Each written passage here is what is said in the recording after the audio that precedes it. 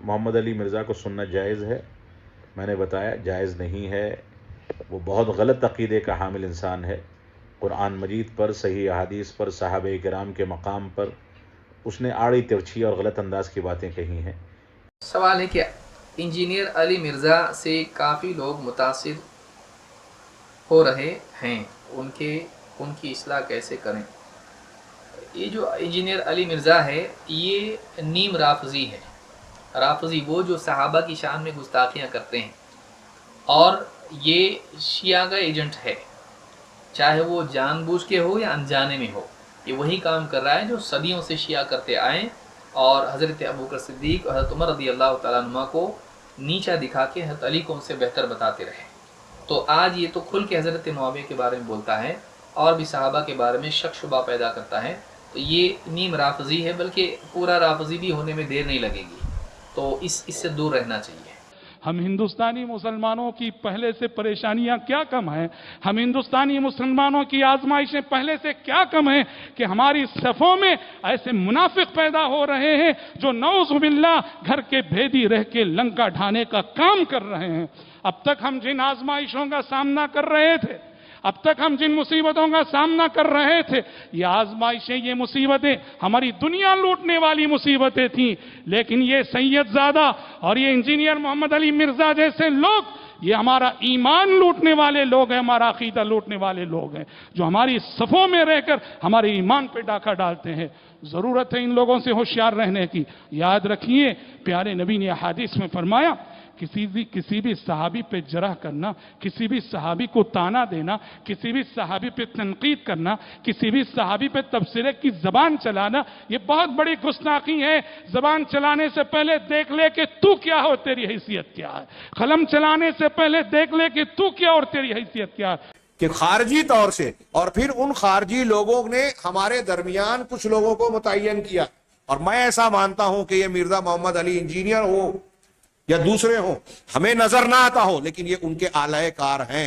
ابھی پاکستان کی ایک کتاب PDF شکل میں آئی تھی، میں نے اس کا کچھ حصہ پڑھا موبائل پر، تو اس میں انہوں نے بتایا کہ وہ ایک طرف تو تقریروں میں چیلنج کرتا ہے کہ دنیا کا کوئی بھی عالم آ کر مجھ سے بات کرے ان تاریخی مواد پر، یزید، معاویہ اور فلاں کے موضوع پر، کوئی بھی عالم، لیکن جب ایک اہل حدیث عالم نے ان کے نمائندے کو بھیجا اور کہا کہ ٹھیک ہے، میں جو ہے بات کرنے کے لیے تیار ہوں، آپ کو موقع دیجئے، ہم لوگ آتے ہیں آپ کے پاس، گفتگو کریں گے، تو اس نے کہا کہ میرے پاس وقت نہیں ہے اور میں کہیں جاتا نہیں ہوں، میری فلاں مصروفیت ہے۔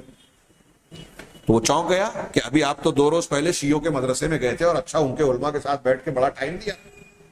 تقریر میں کہتا ہے کہ میں مسلکی اعتبار سے سب سے بہتر مسلک اہل حدیث کو مانتا ہوں، ہاں، اور اہل حدیث علماء سے بات کرنے کے لیے تیار نہیں ہے، شیعوں کے مدرسے میں جا رہا ہے، گورنمنٹ سرونٹ ہے، عالم نہیں ہے۔ جو موضوع چھیڑا ہے تاریخی قسم کا، امیر معاویہ، یزید۔ اب یزید کی شخصیت پر اگر آپ اور ہم بحث کریں کہ وہ کتنے اچھے تھے، کتنے برے تھے، تو کیا یہ شریعت کے اصولوں میں سے کوئی اصول ہے؟ ہم اس کے مکلف بنائے گئے ہیں؟ امام احمد بن حنبل رحمہ اللہ وغیرہ کہتے ہیں کہ یزید پر گفتگو کرنے سے شریعت کی کوئی چیز حلال اور حرام سے تعلق نہیں رکھتی جس کے ہم مکلف ہوں۔ علماء کے 3 موقف ہیں، امام غزالی، علامہ ابن تیمیہ، ان لوگوں نے بیان کیا کہ ایک طبقہ ان کی تعریف کرتا ہے، ایک طبقہ ان کو برا کہتا ہے، ایک طبقہ توقف اختیار کرتا ہے۔ سب سے بہتر یہ ہے کہ توقف اختیار کیا جائے، اس لیے کہ قرآن نے بھی کہا، گزرے ہوئے مسلمانوں کے تعلق سے آپ یہ کہیں کہ ان کے لیے ان کا دین، ہمارے لیے ہمارا دین، ان کا حساب ہم سے، ہمارا حساب ان سے نہیں لیا جائے گا، الا یہ کہ شریعت کے کسی مسئلے سے جب کوئی تعلق ہو، جیسے صحابہ کرام کے بارے میں ہم بحث کرتے ہیں کہ قرآن اور حدیث نے ان سے اللہ کی رضامندی کا ذکر کیا، ان کو تعدیل والا کہا، ان کو اعلیٰ ایمان والا کہا، ان کو معیار نجات قرار دیا، ان کے مسلک، منہج، ایمان اور عقیدے کو بعد والوں کے لیے نمونہ قرار دیا۔ اس لیے اگر ان پر کوئی انگلی اٹھائے گا تو ہم اس کی انگلی توڑنے کی کوشش کریں گے۔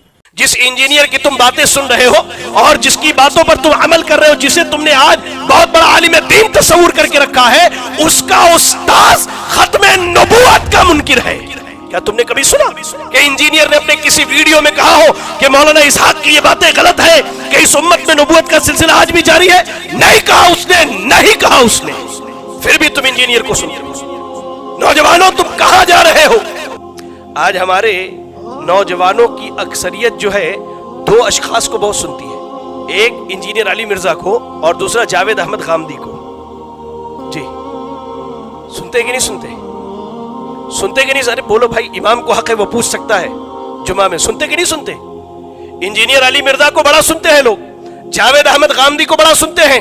آپ کو میں بتلاؤں، انجینئر علی مرزا کا استاذ یہ آدمی ہے اسحاق جہالوی. انجینئر علی مرزا کا استاذ، ویڈیوز موجود ہیں انٹرنیٹ پر، جس کو ثبوت چاہیے وہ آ کے مجھ سے لے کر کے جائے.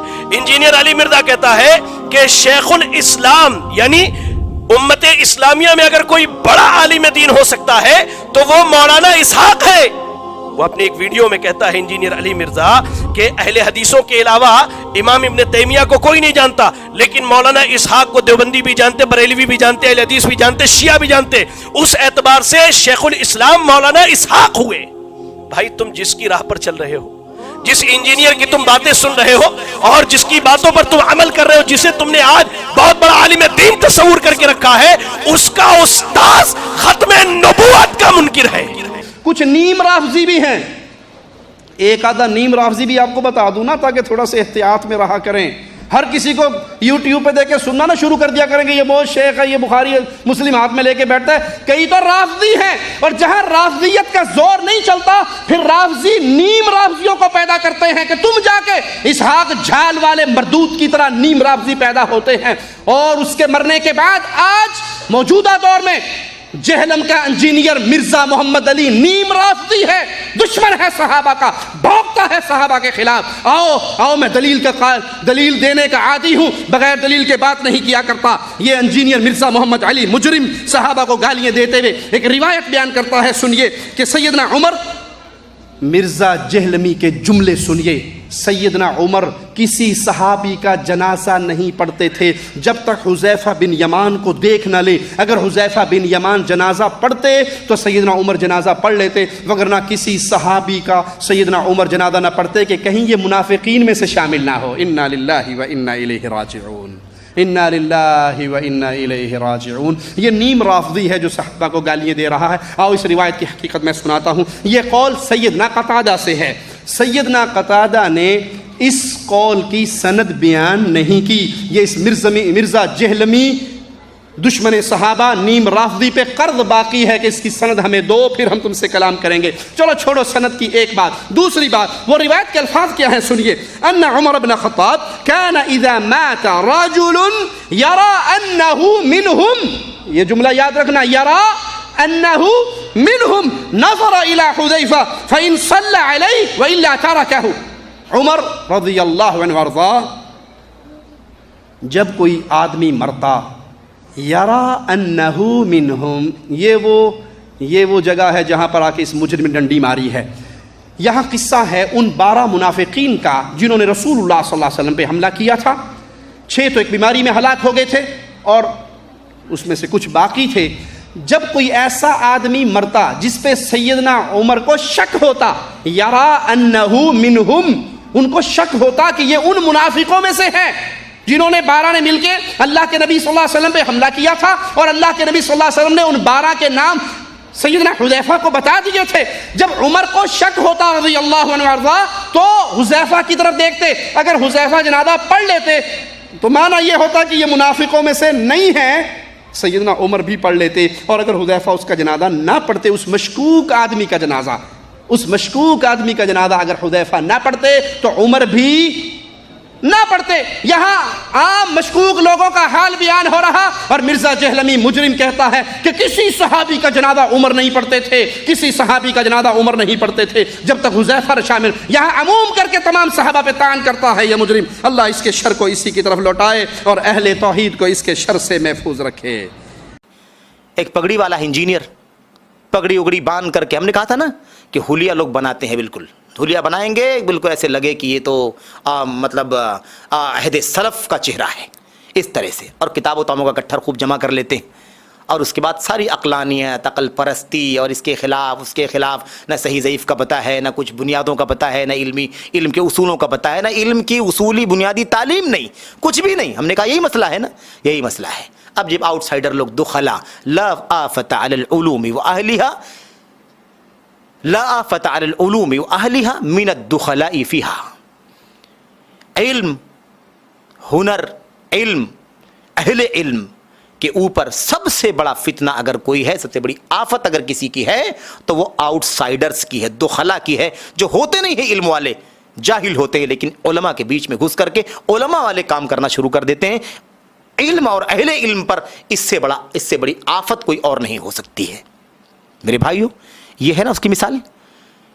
یہ پگڑی والے صاحب جو ہیں انجینئر صاحب, انہوں نے پوری دنیا کے اندر اپنی رافضیت کا چہرہ کھول دیا ہے. اللہ کا شکر ہے الحمدللہ, اب کوئی شک بھی نہیں کرتا. بہت سارے لوگ, سینکڑوں ہزاروں لوگ توبہ کر کے ان سے دور ہو چکے ہیں, کنارہ کش ہو چکے ہیں, اور ان کی رافضیت نوازی اور رافضیت کھلی رافضیت ساری دنیا کے سامنے آ چکی ہے. میرے بھائی, میرے بزرگوں, وہ بھی حضرت بہت علماء پر رد کرتے ہیں, علماء کو قرآن پڑھنا نہیں آتا, یہ نہیں ہوتا, تقریر ان کو تجوید نہیں آتی, فلاں نہیں آتا. میرے بھائیو, اپنا چہرہ آئینے میں دیکھو, سمجھ میں آئے گا. اتنا اول فول قرآن کی آیتوں میں غلطیاں, استغفر اللہ. بہرحال میرے بھائیوں, میرے بزرگوں, بات بہت لمبی ہو گئی, معذرت بھی چاہتا ہوں, دعا بھی کرتا ہوں کہ اللہ تبارک و تعالی ہمیں اور آپ کو سچے علماء اور متعالمین کو پہچاننے کی توفیق عطا فرمائے. انجینئر محمد علی مرزا, جس کو اپنے انجینئر ہونے پر بہت ناز ہے, اس کا ایک لیکچر ہے مسئلہ نمبر 22, جس میں اس نے وراثت پر بات کی ہے, اور وراثت سے متعلق بہت ساری باتیں بتانے کے بعد آخر میں جا کے کیا بولتا ہے کہ یہ سب کوئی مولوی کر سکتا ہے. یعنی اس میں مولویوں کا مذاق اڑایا ہے اور یہ دکھایا ہے کہ وراثت کا مسئلہ بتانا مولوی کا کام نہیں, اس کے بس کی بات نہیں ہے. تو بیسک اب چیز پتہ چل گئی, تو اب آپ یہ خود فارمولے لگا کے, آپ کے پاس کوئی کیس آتا ہے تو آپ اس کو کنسیڈر کر کے کافی حد تک کیلکولیٹ کر. اب مجھے بتائیں کہ یہ مولوی کر سکتا ہے یہ کام, جس کو کیلکولیٹر بھی استعمال کرنا نہیں آتا؟ یعنی کہنا کیا چاہتا ہے کہ یہ مولوی کا کام نہیں, یہ انجینئر کا کام ہے. لیکن ابھی حال ہی میں اس کے چینل پر ایک ویڈیو اپلوڈ ہوئی ہے. یہ ویڈیو 5 دسمبر 2019 کو اپلوڈ ہوئی ہے. اس میں اس کے سامنے ایک عورت کا وراثت سے متعلق سوال رکھا گیا, اور اس کا کیا جواب دیا ہے وہ دیکھیے آپ. وراثت کا پورا قانون توڑ پھوڑ کر رکھ دیا ہے. ایک عورت کا سوال ہے جی, فرماتی ہیں کہ میرے شوہر وفات پا چکے ہیں, میری 3 بیٹیاں ہیں, بیٹا کوئی بھی نہیں ہے. وہ کہتی ہیں کہ میرے شوہر کے والدین بھی فوت ہو چکے ہیں, اور میرے شوہر کے 2 بھائی اور 1 بہن, وہ تمام بھی ان کی زندگی میں ہی فوت ہو چکے ہیں. پتہ 1 بھانجا اور 3 بھانجیاں جو ہیں وہ زندہ ہیں. اسی طرح 2 بھتیجیاں اور 4 بھتیجے بھی ہیں. بڑا ہی آسان سوال ہے, آپ کسی بھی مولوی سے پوچھو تو بڑی آسانی سے اس سوال کا جواب دے سکتا ہے کہ یہاں سب سے پہلے میت کا جو قرضہ ہے وہ چکایا جائے گا, اور قرضہ وغیرہ چکانے کے بعد جو ترکہ بچے گا اس میں سے 1/8 بیوی کا حصہ ہوگا, کیونکہ اولاد موجود ہے. دلیل کیا ہے؟ قرآن سورہ نساء سورہ 4 آیت نمبر 12. اللہ فرماتا ہے فَإِنْ كَانَ لَكُمْ وَلَدْ فَلَهُنَّ الثُّمُنُ مِمَّا تَرَكْتُمْ, کہ اگر تمہاری اولاد ہو تو تمہاری بیویوں کا حصہ 1/8 ہوگا. اور یہاں پہ جو بیٹیاں ہیں ان کا حصہ ہوگا 2/3. قرآن ہی میں اللہ تعالیٰ نے اسی سورہ میں سورہ نساء سورہ 4 آیت 11 میں فرمایا فَإِن كُنَّ نِسَاءً فَوْقَ اثْنَتَيْنِ فَلَهُنَّ ثُلُثَ مَا تَرَكَ, کہ اگر مرنے والی کی بیٹیاں ہوں 2 یا 2 سے زیادہ تو ان کو 2/3 ملے گا. ما ترک, ترکہ میں سے 2/3 ملے گا. اس کو ذرا دھیان میں رکھیے گا کہ اللہ فرماتا ہے کہ بیٹیوں کا حصہ کیا ہے؟ ثلثین, 2 ثلث, 2/3. کہاں سے؟ ما ترکہ, میت جو چھوڑے گا اس میں سے 2/3 ہے. اور پھر سوال میں ذکر ہے بھانجے اور بھانجیوں کا, تو بھانجے اور بھانجیاں یہ وارثین کی لسٹ سے باہر ہیں, یہ اصل وارثین میں آتے ہی نہیں ہیں, تو ذوی الارحام میں آتے ہیں, اس لیے ان کا کوئی حصہ ہی نہیں ہے. اور جو بھتیجے اور بھتیجیاں ہیں تو ان میں جو بھتیجیاں ہیں وہ بھی وارثین سے باہر ہیں, ذوی الارحام میں سے ان کا کوئی حصہ نہیں. بچے بھتیجے تو پھر یہ باقی مال کے وارث ہوں گے. یعنی بیوی کو دینے کے بعد, بیٹیوں کو دینے کے بعد جو بچے گا وہ بھتیجوں کو دیا جائے گا, 1-2 جتنے بھی ہوں وہ آپس میں برابر برابر بانٹ لیں گے. یہ آسان سا جواب ہے اس سوال کا. لیکن اب دیکھیے علی مرزا نے اس کا کیا جواب دیا ہے. یہ جو ہماری اسلامی بہن کا سوال ہے, اس میں تو وہ کہہ رہے ہیں ماں باپ بھی فوت ہوئے ہوئے, اور ان کے شوہر کے جو بہن بھائی ہیں وہ ان کی زندگی میں فوت ہو چکے. قرآن یہ کہتا ہے کہ جس کی 2 یا 2 سے زیادہ بیٹیاں ہوں سورہ نساء کے اندر, تو ان بیٹیوں میں 2/3 مال تقسیم ہوگا. لیکن کس کے بعد؟ ماں باپ بیوی, یعنی یہ اپنا 1/8 لے لیں, ماں باپ تو فوت ہوئے ہیں, 1/8 یہ ٹوٹل رقم کا لیں آفٹر زکوٰۃ اور قرض اتارنے کے. اس کے بعد جو رقم بچ جائے نا اس کے 3 حصے کریں, اس میں سے 2/3 حصہ 3 بیٹیوں میں برابر برابر تقسیم کریں, اور جو 1/3 بچ گیا نا وہ اصل میں جانا تھا ان کے خاوند کے بہن بھائیوں کو اگر وہ زندہ ہوتے. تو علی مرزا نے یہ کہا کہ سب سے پہلے قرضہ وغیرہ اتار کے بیوی کا حصہ دیا جائے گا 1/8. پھر کیا بولتا ہے کہ بیوی کو 1/8 دینے کے بعد اب جو مال بچے گا اس بچے ہوئے مال میں سے 2/3 بیٹیوں کو ملے گا. اس نے صاف طور سے کہا کہ جو مال بچا ہے اس کے 3 حصہ کریں اور 2 حصہ بیٹیوں کو دیں گے، جبکہ یہ قرآن کے سراسر خلاف ہے. قرآن کے الفاظ کیا ہیں؟ سورہ نساء سورہ 4 آیت 11 اللہ فرماتا ہے فَإِن كُنَّ نِسَاءً فَوْقَ اثْنَتَيْنِ فَلَهُنَّ ثُلُثَ مَا تَرَكَ. کہ اگر مرنے والے کی بیٹیاں 2 یا 2 سے زائد ہوں تو ان کو ثلثین 2/3 ملے گا. کہاں سے؟ ما ترک، جو میت نے چھوڑا ہے وہاں سے 2/3 ملے گا. ایسا نہیں کہ اصحاب الفروض کو دے دیں، جو متعین حصے والے ہیں ان کو دے دیں، ان کو دینے کے بعد جو ریمیننگ پراپرٹی ہے اس میں سے 2/3 دیا جائے. یہ قرآن نہیں کہتا. قرآن تو یہ کہتا ہے کہ اصل ترکہ سے 2/3 دیا جائے گا. قرآن کی آیت بہت ہی واضح ہے اور بہت ہی کلیئر ہے، اور دنیا کے تمام علماء نے، تمام اسکالر نے اس کا یہ مطلب سمجھا ہے. یہ پہلا شخص ہے جو قرآن کی اس آیت کا غلط مطلب سمجھ رہا ہے. اچھا، اس سے فرق کیا پڑتا ہے؟ اس سے بہت بڑا فرق پڑتا ہے. بیٹیوں کا نقصان ہے اس میں. ایک تو دیکھیں ہمارے معاشرے میں بیٹیاں، لڑکیاں وراثت کے مسئلے میں ویسے ہی خسارے میں ہیں. اگر ان کے ساتھ ان کے بھائی ہوتے ہیں تو ویسے ہی ان کو حصہ نہیں ملتا الا ماشاءاللہ.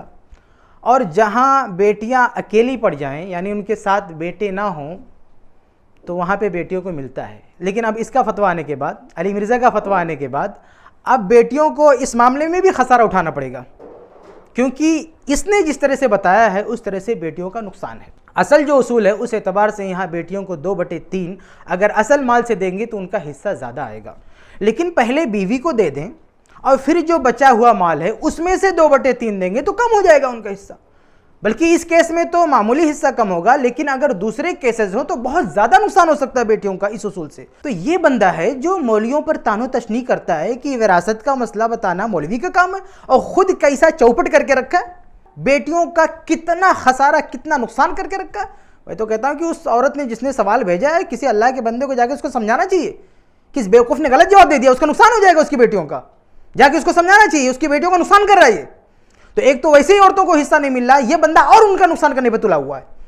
اور پوری دنیا میں کوئی اس کا قائل نہیں. جو یہ بندہ بتا رہا نا، کہیں کسی طرح سے بھی کہیں اس کا نام و نشان نہیں ہے. صاف ظاہر ہے کہ یہ وراثت کا معاملہ اس کے بس کا روگ نہیں ہے. تو جو مولویوں پہ تان کرتا ہے کہ ان کا کام نہیں، یہ مولوی نہیں کر پائے گا، یہ خود کا یہ حال ہے. بتائیے. ابھی آپ کے ایک صاحب پاکستان کے، اور مجھے بعد میں لوگوں نے بتایا کہ ان سے لوگ بڑے متاثر ہیں، وہ پتہ نہیں کون ہے، انجینئر مرزا جو ہے.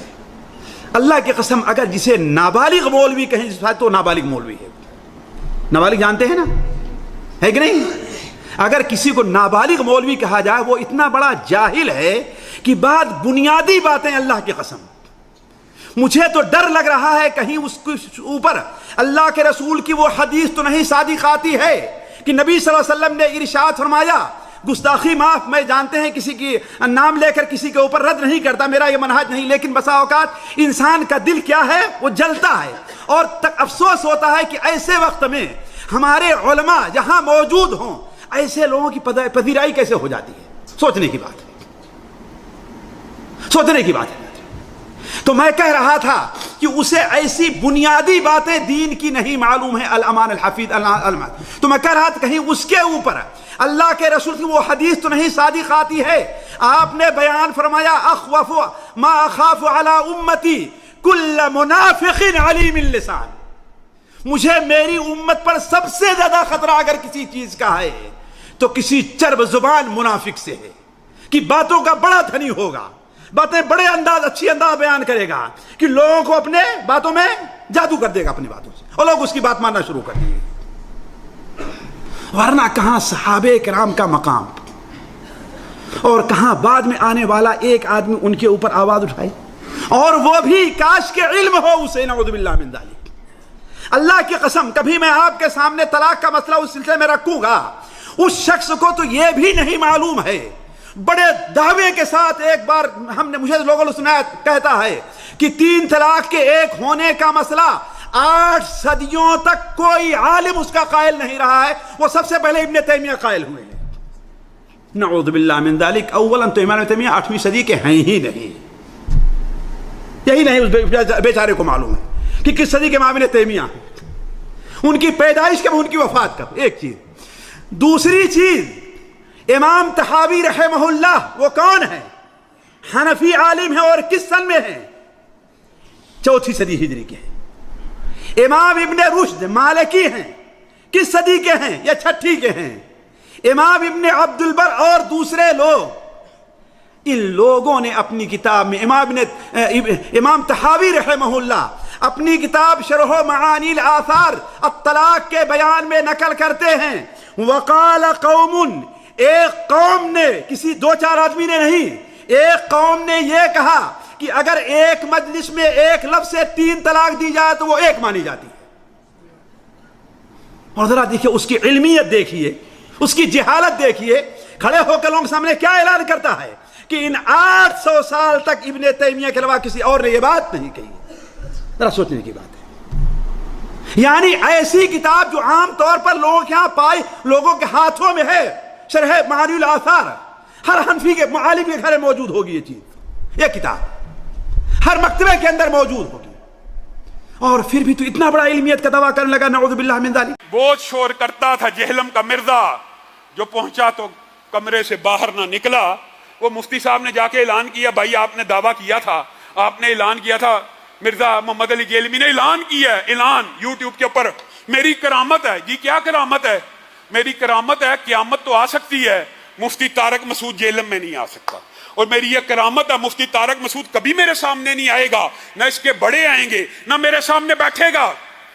ये तेरी करामत का ढोल का पोल सारा मुफ्ती तारक मसूद ने जेहलम में वीडियो बनाकर फाश कर दिया. और मुफ्ती साहब ने वहां पे ऐलान किया कि मैं 48 घंटे तक इधर ही हूं, ये मेरा फोन नंबर है. आपने ये दावा किया था. मेरे भाइयों ये बात याद रखिए, जब एक बंदा इतना बड़ा दावा करे कि मैं दावा करता हूं मेरी करामत है, मुफ्ती तारक मसूद कभी जेल में कदम नहीं रख सकेगा. इसी तरह के दावे आपको पता पहले कौन किया करता था? कुदरती बात है, मिर्जा गुलाम अहमद कादियानी कहा करता था, सनाउल्लाह अमृतसरी कभी कादियान में नहीं आ सकता. सनाउल्लाह अमृतसरी कादियान में पहुंचे, दावे में तो झूठा हो गया. और मिर्जा जहलमी तू अपने दावे में, अपनी करामत में झूठा साबित हो चुका है. तुझे चाहिए तो ये था, तू अल्लाह से तौबा करता और सहाबा के बारे में जो हर्जा सराई करता है, हजरत अमीर मुआविया के बारे में जो तूने बक बक की है, उससे तौबा कर लेता, उससे रुजू कर लेता. और अगर गोंगलुओं से मट्टी झाड़ना मकसूद होती तो मुफ्ती साहब से मिल ही लेता. लेकिन ऐसा डरपोक आदमी है हमारे भाई अबू याया नूरपुरी और मुफ्ती अतीकुर रहमान अलवी और हाफिज जुबैर तैमी. इसके ताक़ुब में अबू याया भाई ने पता क्या ऐलान किया हुआ है, आप हैरान रह जाएंगे कि 1 घंटा ऑन कैमरा मेरे सामने बैठ जाए, 10 लाख रुपया नकद इनाम भी है, और उस 1 घंटे में मैं सिर्फ इससे कुरान ऊपर से देख के सुनूंगा और अरबी की इबारात ऊपर से देख के सुनूंगा. अगर सही सुना जाएगा हम इसको सच्चा मान लेंगे. नहीं सामने आता, भागा हुआ. इसका नाम तो अब लगता मिर्जा मफरूर बेग की तरह मिर्जा मफरूर बेग ही हो गया. मुफ्ती तारक साहब को हम मुबारकबाद भी पेश करते हैं कि वो गए हैं, वो वहां पे खड़े रहे हैं. और मिर्जा, और फिर अजीब दुख की बात पता क्या कहता है, CTD उसके चैनल से ये कमेंट हुआ, बाद में कहेगा वो किसी ने किया है, उसके ऑफिशियल चैनल से, कि CTD और पुलिस इनको ढूंढ रही है. मुफ्ती तारक मसूद कोई क्रिमिनल है जो उसको CTD ढूंढ रही है, पुलिस ढूंढ रही है? इस तरह के बहाने बनाकर, इस तरह के बच्चों वाले ड्रामे करके उसका सारा पोल तो अब अल्लाह ताला ने खुलवा दी है. आज भी मौका है, दावत इस्लाह है. तू तो लोगों को फकियां देता है, तुझे हम दावत इस्लाह देते हैं. आ हजरत अमीर मुआविया की गुस्ताखी से तौबा कर ले, रुजू कर ले. और इतने इतने बुलंदो बांग जो दावे करता है, ये नहीं हो सकता, वो नहीं हो सकता, तेरे सारे दावे झूठे साबित हो गए हैं. अगर आप मजलिसों में शरीक होकर जिस तरह दर्स सुनते हैं, वैसे ही सोशल मीडिया के जरिए मुकम्मल दर्स सुन रहे हैं, तो बहुत हद तक खैर से आप जुड़े हुए हैं. लेकिन अगर आप ये समझते हैं कि पुराने जमाने की तरह तशरीह की जरूरत नहीं, नए जमाने में इंटरनेट पर 2 लफ्ज लिख देंगे, उससे मुतालिक 6-7 आर्टिकल निकल आएंगे, अब उलमा की क्या जरूरत है, आर्टिकल लिख दिए गए सामने मौजूद हैं. याद रखना, ये नए जमाने के वसाइल पुराने जमाने की किताबों से ज्यादा हैसियत नहीं रखते. अहले इल्म एक बात कहा करते थे, मन कान शेखुहु किताबुहु फखतउहु कान अक्सर मिन सवाबिही.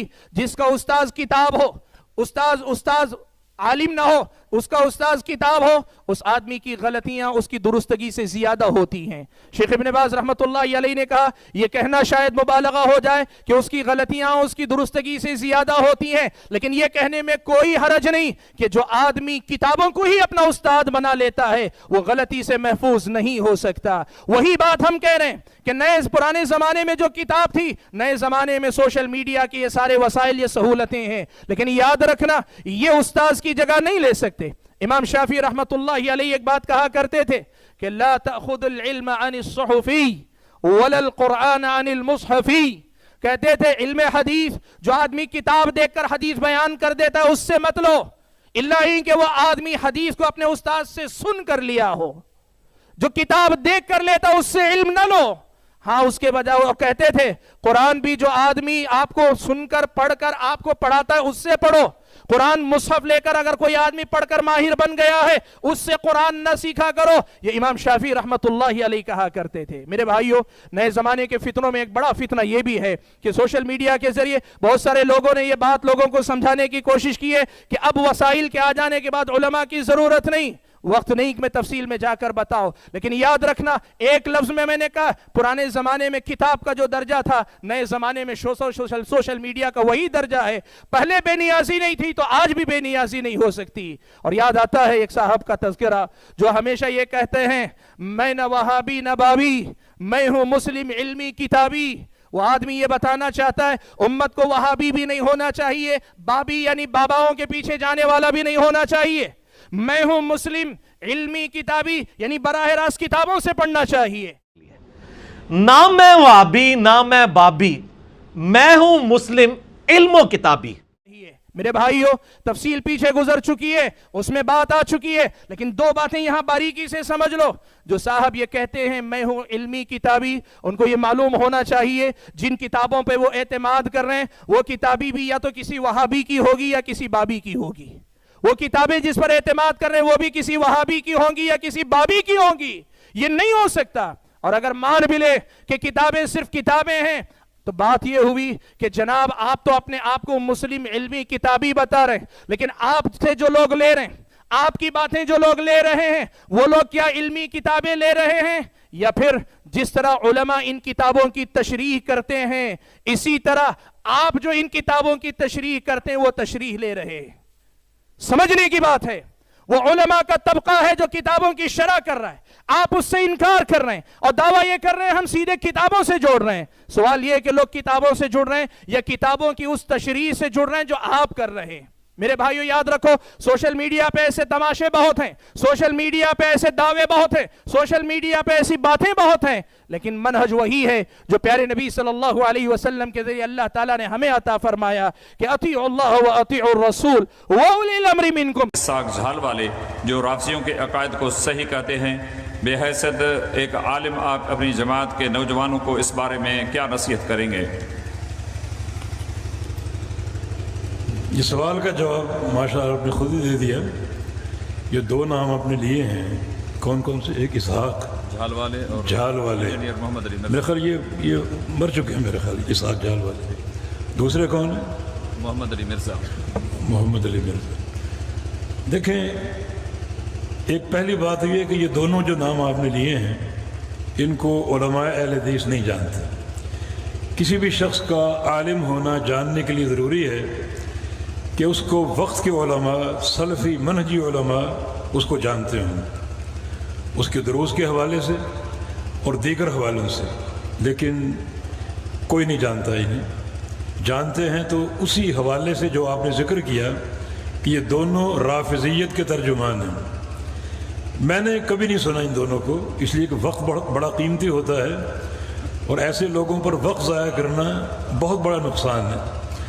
یعنی ان علماء کو میں سنتا ہوں جن کا تزکیہ موجود ہے، جن علماء کو سلفی علماء جانتے ہوں، لیکن ایسے لوگ کہاں سے پڑھے، کہاں سے سمجھے، کہاں سے فارغ التحصیل ہوئے، کہاں سے آئے، کس کے اشاروں پر ناچ رہے ہیں، کوئی علم نہیں ہمیں، تو ان کو کچھ سننے کی ضرورت نہیں ہے۔ میری نصیحت یہ ہے اپنے نوجوانوں سے کہ ایسے لوگوں کو قطعاً نہ سنا جائے جن لوگوں کی یہ تعریف اور صفت ہو، جیسے کہ کہا گیا رافضیت کے ترجمان۔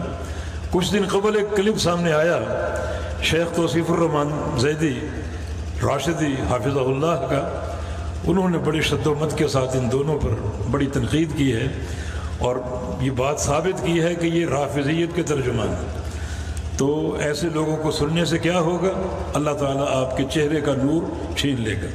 शैतान अपना वार करने में कामयाब हो सकता है और वो अफकार आपके दिल में दाखिल हो सकते हैं।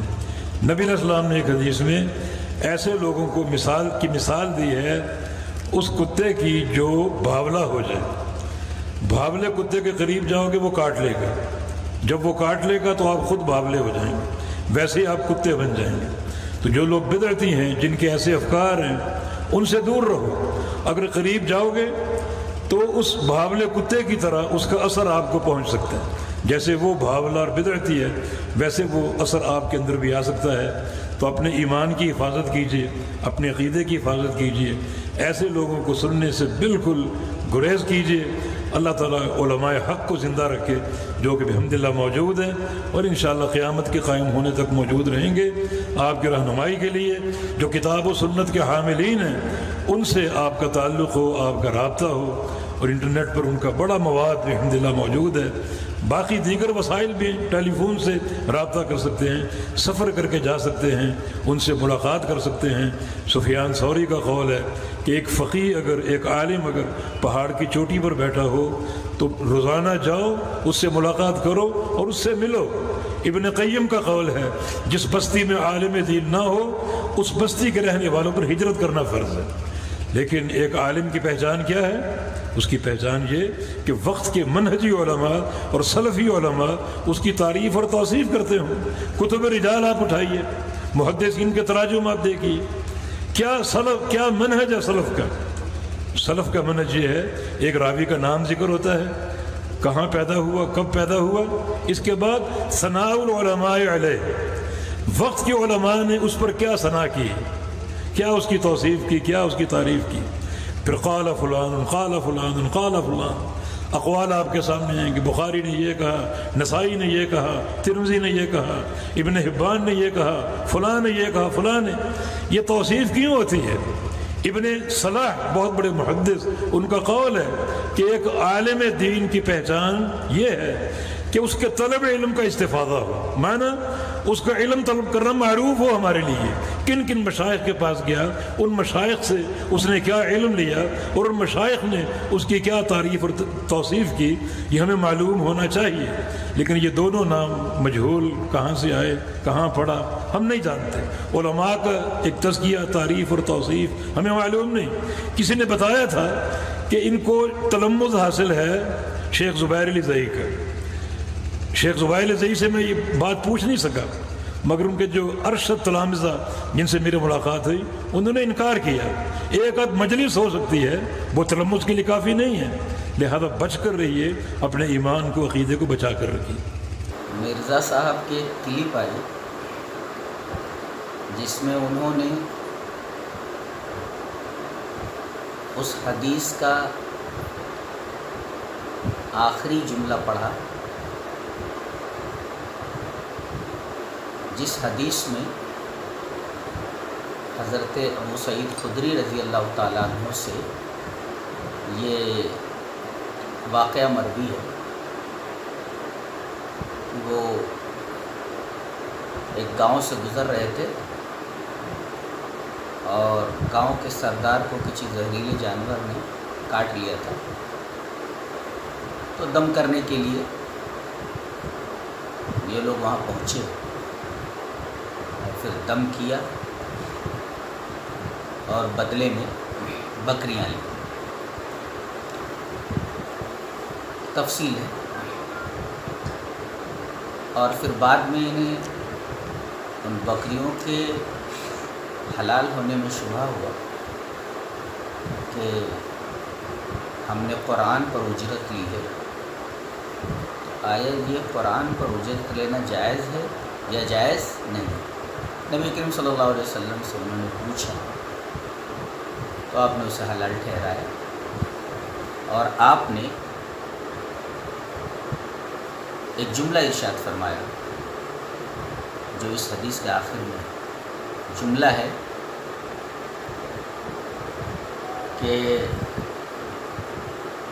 ان احق ما اخذتم علیہ اجرا کتاب اللہ، کہ سب سے زیادہ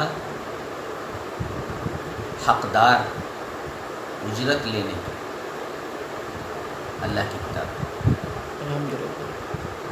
تو آخری جملہ ان سے شروع ہوتا ہے، ان احق ما اخذتم علیہ اجرا کتاب اللہ. مرزا صاحب انا کے بعد احق کو پڑھتے ہیں. مکتب کا ایک طالب علم جانتا ہے انا حرف مشبہ بفعل ہے، اور حرف مشبہ بفعل کا عمل کیا ہوتا ہے؟ اپنے اسم کو نصب دیتا ہے اور خبر کو رفع دیتا ہے. یہ بندہ انا کے بعد احق کو پڑھتا ہے، جو نحو کا ایک ادنا درجے کا طالب علم بھی ایسا نہیں بول سکتا اور احق کو نہیں پڑھ سکتا.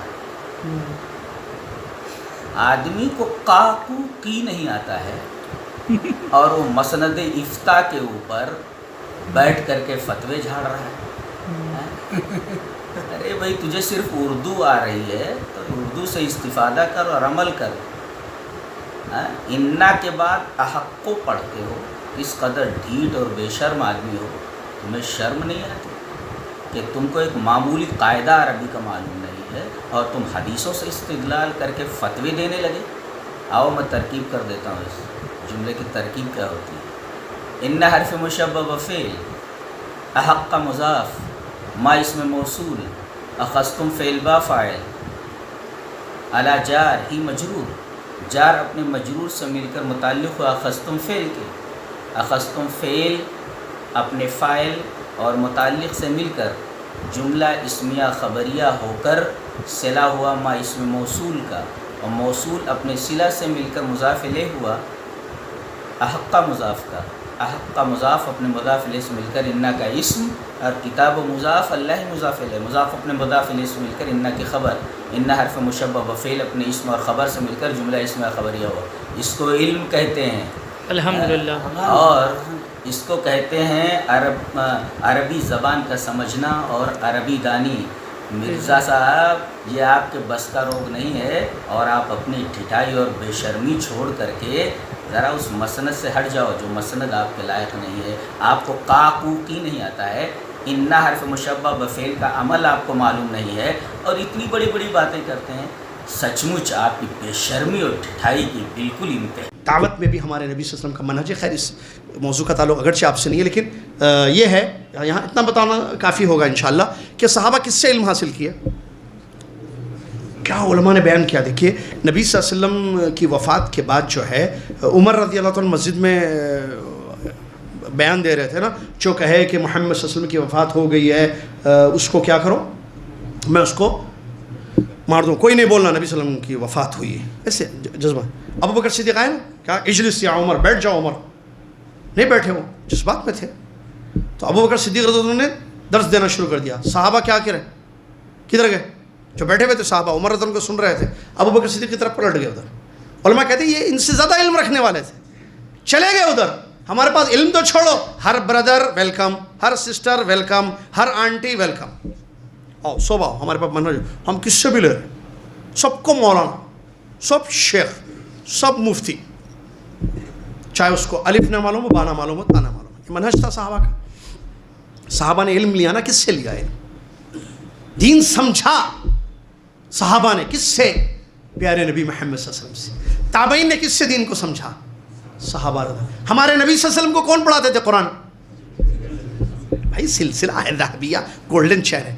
اللہ تعالیٰ نے جب اسلام کو بھیج کر نبی وسلم کو تعلیم دی. نبی وسلم نے صحابہ کو، صحابہ نے، تابعین نے. ایک سلف بتائیے عالم جن کا کوئی استاد نہ ہو. امام بخاری رحمۃ اللہ علیہ کے کوئی استاد نہیں تھے؟ इमाम मुस्लिम रहमतुल्लाह अलैह के कोई उस्ताद नहीं थे, इमाम नसाई रहमतुल्लाह अलैह के कोई उस्ताद नहीं थे, शेखुल इस्लाम इब्न तैमिया अहमद इब्न अब्दुल हलीम इमाम इब्न तैमिया रहमतुल्लाह अलैह के कोई उस्ताद नहीं है, अल्लामा इब्न क़य्यिम रहमतुल्लाह इमाम इब्न कसीर रहमतुल्लाह, ये बड़े बड़े हाफिज़ इब्न रजब रहमतुल्लाह अलैह, इमाम इब्न क़य्यिम रहमतुल्लाह अलैह, इमाम इब्न कसीर रहमतुल्लाह, किसके शागिर्द है पता है आपको? शेखुल इस्लाम इब्न तैमिया के शागिर्द हैं यार, उस्ताद है। एक तौहीद इनके पास पढ़ी, फ़िक़्ह इनके पास पढ़ा, हमारे पास उस्ताद का पता ही नहीं है, कुछ कोई उस्ताद नहीं, और हम उनसे इल्म ले आए, शहादतुल उलमा भी नहीं है।